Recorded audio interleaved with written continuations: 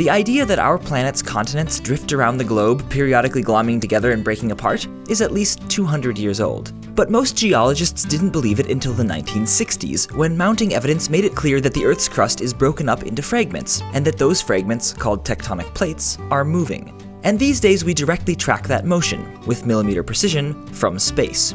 The common simplified explanation for why tectonic plates are moving is that they're carried along on currents in the upper mantle, the slowly flowing layer of rock just below Earth's crust. Converging currents drive plates into each other, diverging currents pull them apart. This is mostly true. Hot mantle rock rises from the core and moves along under the crust until it grows cool and heavy and sinks back down again. But the plates aren't just passively riding these currents around like a bunch of suitcases at the baggage claim. They can't be, because some of the plates are moving faster than the currents underneath them. For example, the Nazca Plate, a chunk of ocean crust off the west coast of South America, is cruising eastward at about 10 centimeters per year, while the mantle underneath it oozes along at just 5. Neither tectonic plates nor luggage can move faster than the belts they're riding on unless something else is helping to push or pull them along. And some of Earth's plates, it turns out, are pulling themselves. When an ocean plate collides with another ocean plate, or a plate bearing the thick crust of continental land masses, the thinner of the two plates bends and slides under the other.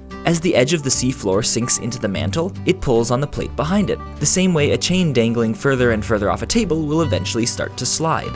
The bigger the sunken portion of the plate becomes, the harder it pulls and the faster the remaining plate behind it moves. You can find where this is happening just by looking at Google Earth. The incredibly deep, narrow ocean trenches visible off the coasts of some continents and island chains mark the creases formed as ocean crust plunges downward, bending the edge of its neighbor in the process. What's more, these chunks of seafloor are actually helping to drive convection in the mantle beneath them. Sunken slabs of ocean crust block flowing rock from moving further sideways, forcing it to turn downwards and sink. And eventually those slabs get too heavy and break off, plunging slowly toward the core and creating a suction force that pulls mantle material along behind them. So in some ways, seafloor crust is really more like part of the conveyor belt than something riding on top of it. The continents, on the other hand, are baggage.